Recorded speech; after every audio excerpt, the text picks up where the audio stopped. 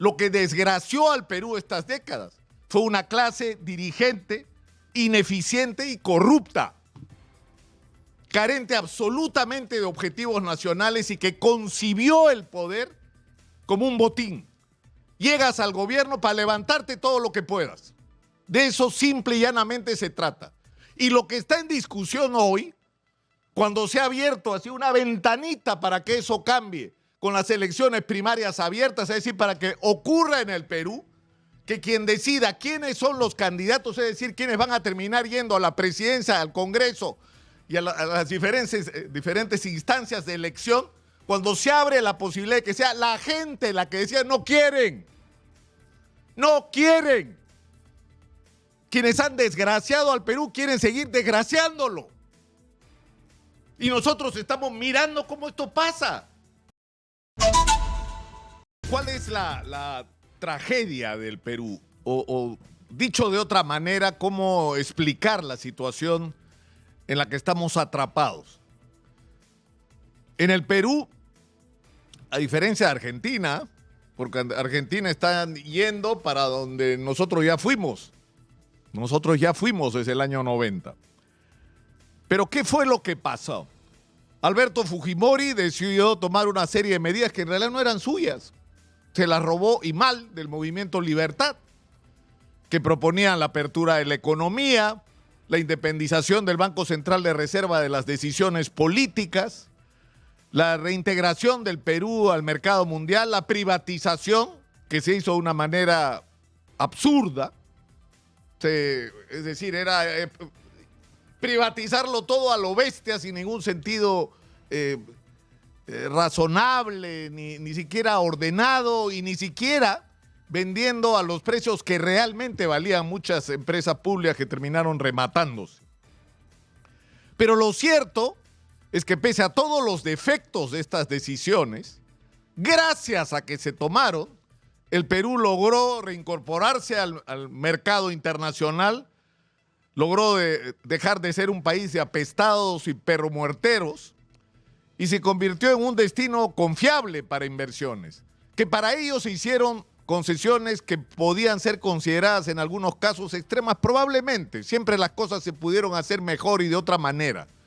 Pero lo importante es que eso que se hizo, que fue imperfecto, que no incluyó una reforma del aparato del Estado, no incluía un gran proyecto nacional de industrialización, ni incluyó una inversión multimillonaria en educación para transformar y democratizar realmente el Perú a través de una educación pública de calidad, en fin, más allá de todos los defectos, esas medidas que se tomaron permitieron que el Perú empezara a crecer en términos macroeconómicos, que atrajera inversión y que multiplicáramos de una manera exponencial nuestros ingresos. Es decir, el Perú no solo creció en términos macroeconómicos, sino el presupuesto de la República se multiplicó prácticamente por 7. Entonces, ¿qué fue lo que falló? ¿Cómo es posible que en un país que tenía índices de crecimiento extraordinarios como era el Perú, hubiera tanta gente sin agua potable, sin desagüe, sin una vivienda digna? Que viviéramos en un país con esos índices de crecimiento y con un sistema de salud que se caía a pedazos.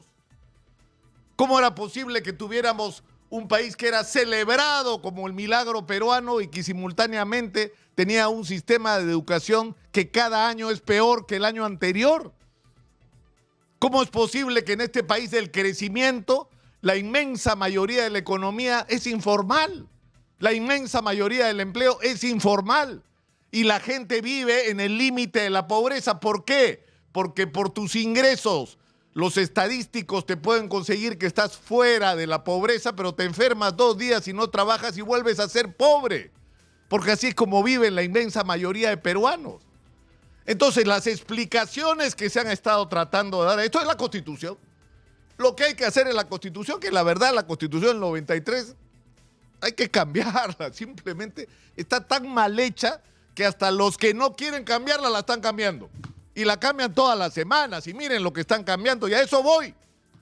Lo que ha fallado fundamentalmente en el Perú no es solamente que tenías un proyecto de país imperfecto que terminó beneficiando solo a unos pocos y no resolviendo los grandes problemas nacionales y que por lo tanto Hay que replantearse un proyecto como país para los próximos 30 años, de aquí hasta el 2050, sino que hay que hacer algo fundamental.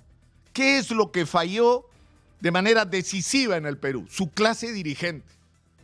Lo que desgració al Perú estas décadas fue una clase dirigente ineficiente y corrupta, carente absolutamente de objetivos nacionales y que concibió el poder como un botín. Llegas al gobierno para levantarte todo lo que puedas. De eso simple y llanamente se trata. Y lo que está en discusión hoy, cuando se ha abierto así una ventanita para que eso cambie, con las elecciones primarias abiertas, es decir, para que ocurra en el Perú, que quien decida quiénes son los candidatos, es decir, quiénes van a terminar yendo a la presidencia, al Congreso y a las diferentes instancias de elección, cuando se abre la posibilidad de que sea la gente la que decía no quieren. Quienes han desgraciado al Perú quieren seguir desgraciándolo. Y nosotros estamos mirando cómo esto pasa. Ayer, hoy están discutiendo en el Congreso el desaparecer las elecciones primarias o relativizarlas a tal punto que va a depender de los dueños de los partidos. Si el dueño de los partidos quiere, habrá elecciones primarias abiertas y obviamente no van a querer.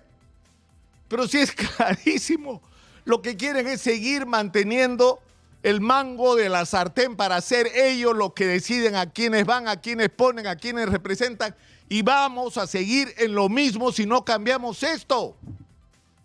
Pero yo creo que el mensaje es claro, el Perú necesita con urgencia una nueva clase dirigente.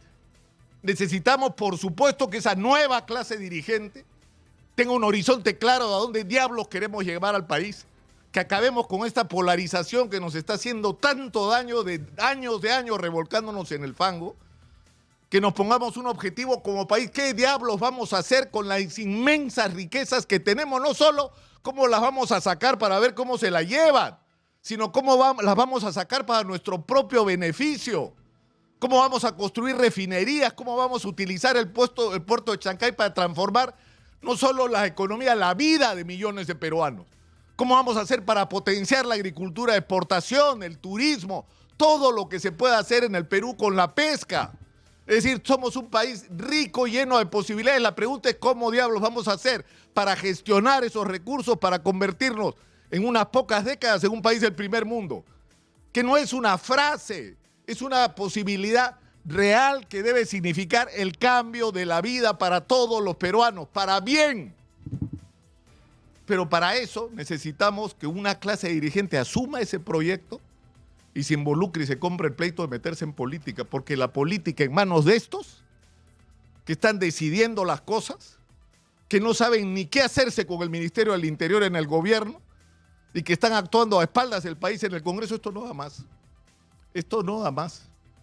Y yo creo que ya es hora, pues, ¿no? Ya es hora que dejemos de ser los espectadores de nuestra propia desgracia. No hay nadie a quien echarle la culpa. Nuestra pasividad es la que está permitiendo que esto que está pasando siga pasando. Soy Nicolás Lucar, esto es Hablemos Claro, estamos en Exitosa, la voz que integra al Perú. 95.5 en la FM en Lima. Acuérdense que estamos en el canal 34 de Movistar.